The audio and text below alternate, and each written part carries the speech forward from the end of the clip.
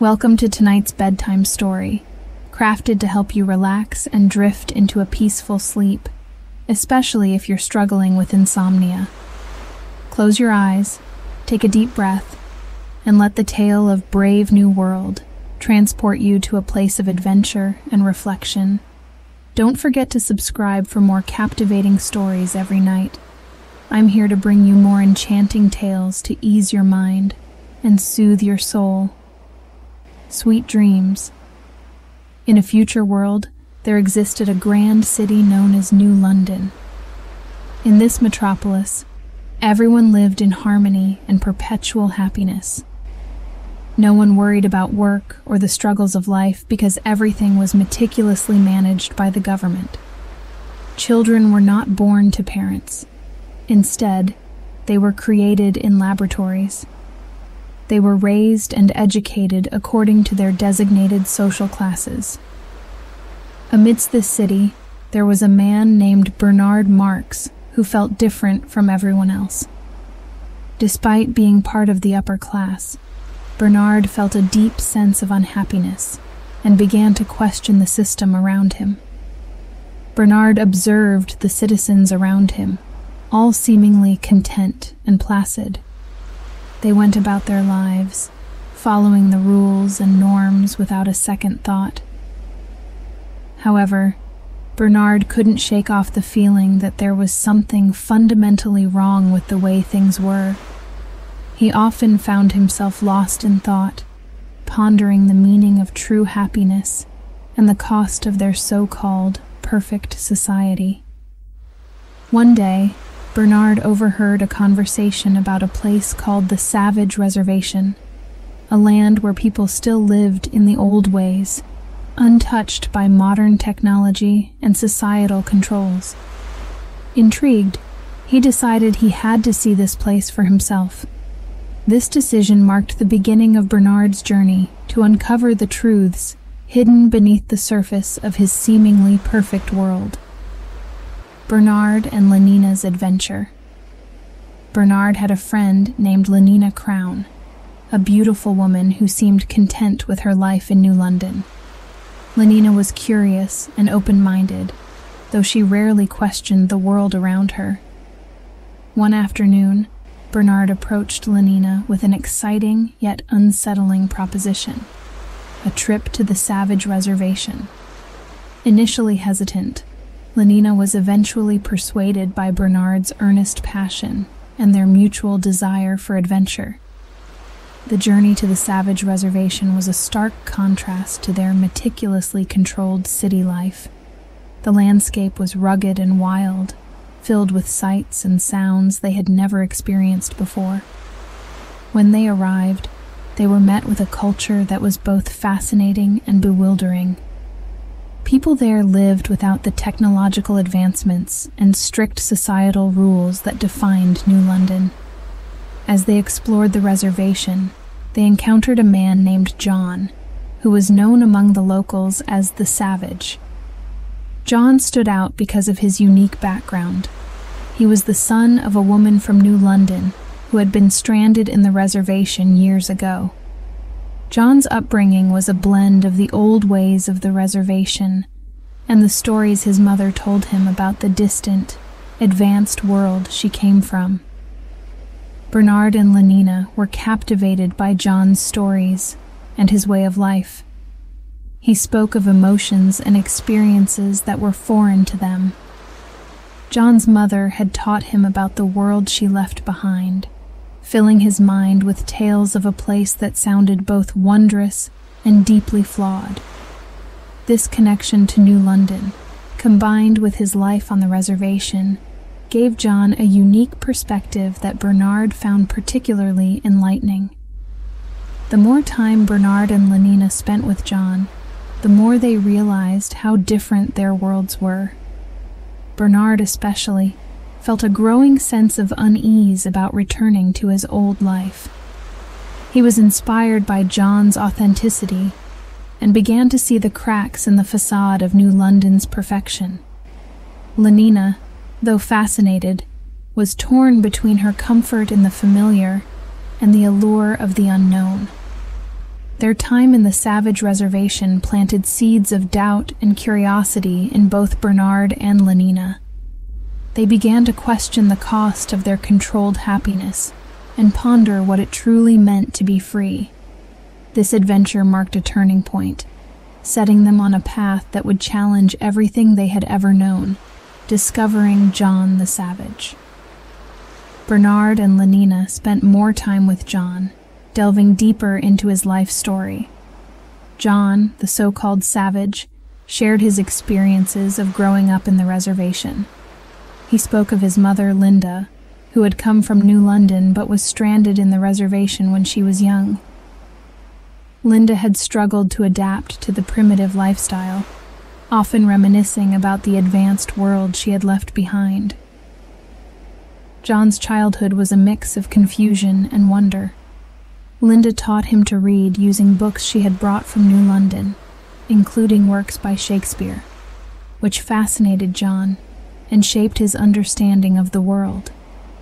The other inhabitants of the reservation saw John as different and treated him with a mixture of curiosity and suspicion. Bernard and Lenina were amazed by John's knowledge and the depth of his emotions.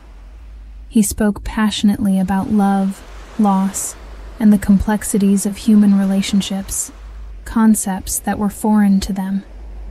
In New London, such emotions were suppressed and controlled, but in the reservation, they were raw and real. John also shared his struggles with identity. He felt caught between two worlds, the savage life he was born into and the civilized world his mother described. He longed to experience New London for himself, but was also wary of its lack of genuine human connection. As Bernard and Lenina listened, they were struck by the authenticity of John's experiences.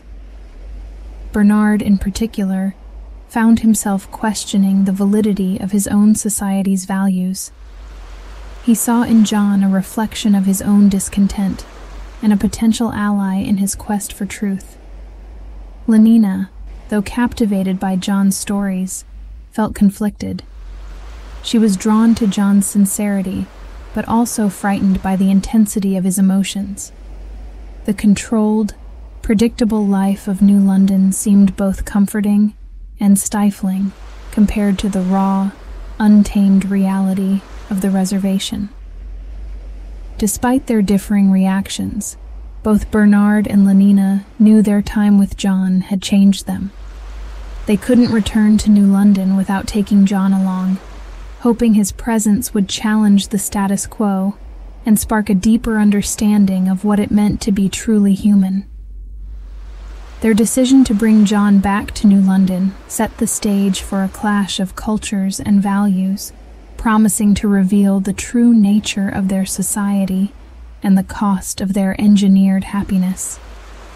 This new chapter in their lives would test their beliefs and force them to confront the reality they had always taken for granted. John's arrival in New London.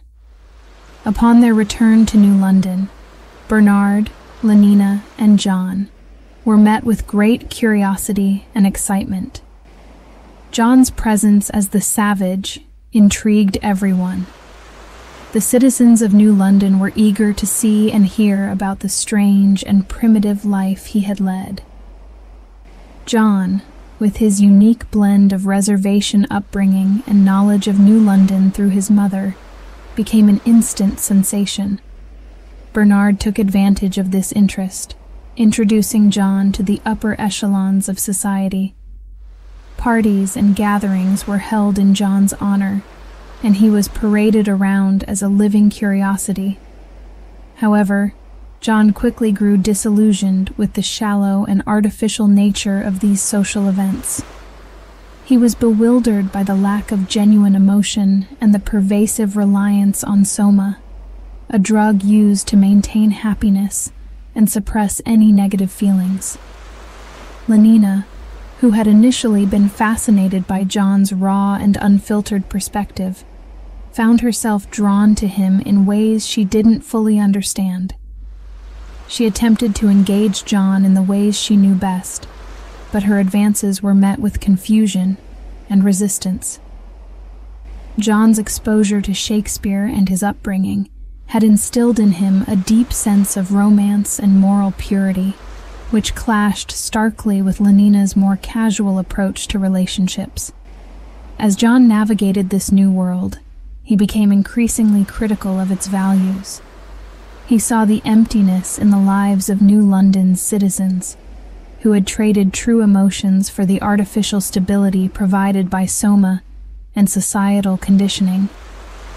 He began to voice his concerns publicly, speaking out against the superficial happiness that everyone seemed to accept without question.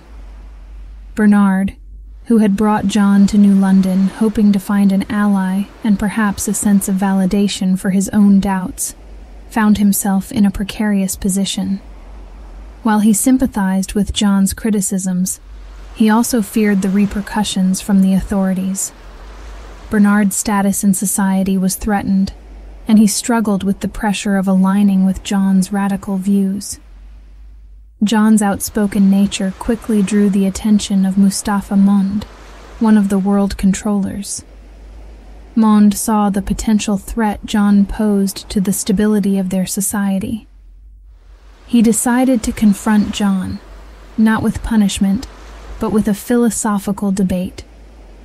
Mond explained the reasoning behind their engineered society, arguing that stability and happiness required the sacrifice of individual freedom and true emotions. John, however, remained unconvinced. He couldn't accept a world devoid of real love, passion, and the full spectrum of human experience. The more he clashed with Mond's arguments, the more he realized that he could never truly belong in New London. As tensions rose, John found himself increasingly isolated. Lenina, torn between her feelings for John and her ingrained societal norms, struggled to bridge the gap between their worlds. Bernard, facing ostracism and professional ruin, questioned whether he had made a grave mistake in bringing John to New London. The stage was set for a final confrontation, as John's presence forced everyone to reevaluate their beliefs and the true cost of their so-called utopia. This period of conflict and introspection would ultimately lead to a dramatic resolution, reshaping the lives of everyone involved. Conflict and resolution. As the conflict between John and the society of New London intensified, the strain began to show on all sides.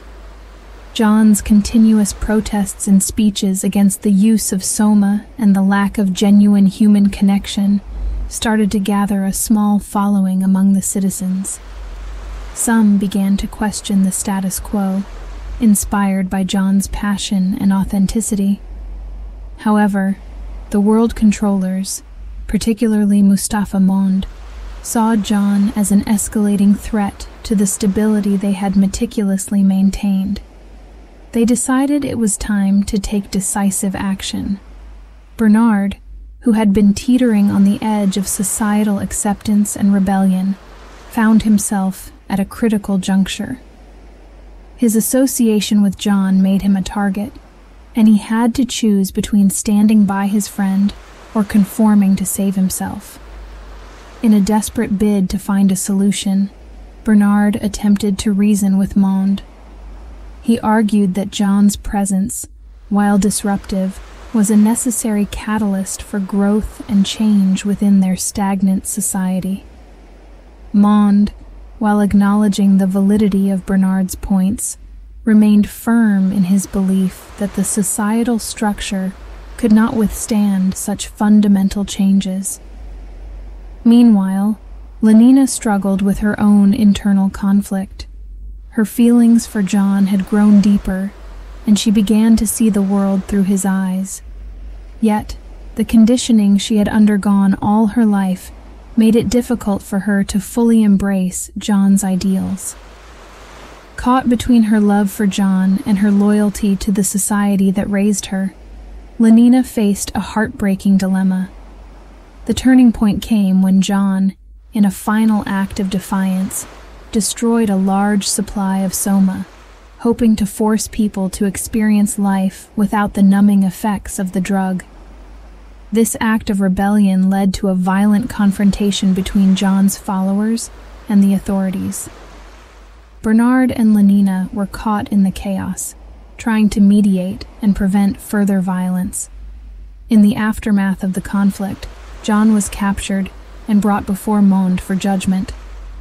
Monde offered John a choice: to be exiled to an isolated island where he could live freely, or to be reconditioned and reintegrated into society.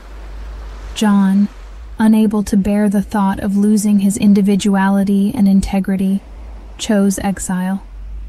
Bernard, facing severe punishment for his role, was also offered exile.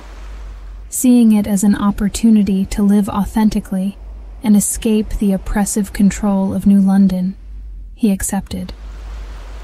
Lenina, torn by her love for John and her fear of the unknown, ultimately decided to join them, hoping to find a new sense of self beyond the confines of her conditioning.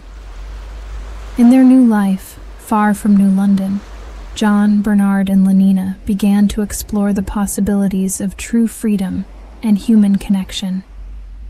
They faced numerous challenges, but the bonds they formed were genuine and deeply fulfilling. John continued to inspire those around him with his unyielding spirit and profound insights, while Bernard and Lenina discovered new dimensions of their identities. The story of their journey spread, slowly planting seeds of change in the hearts and minds of those still within New London. Though the society remained largely unchanged, the ripple effect of John's influence hinted at a future where true emotions and individuality might one day be embraced. In the end, the brave new world that John envisioned was not without its struggles, but it was a world where the full spectrum of human experience could be lived and cherished. The journey of John, Bernard, and Lenina became a testament to the enduring power of the human spirit and the relentless pursuit of authenticity in the face of an artificial utopia.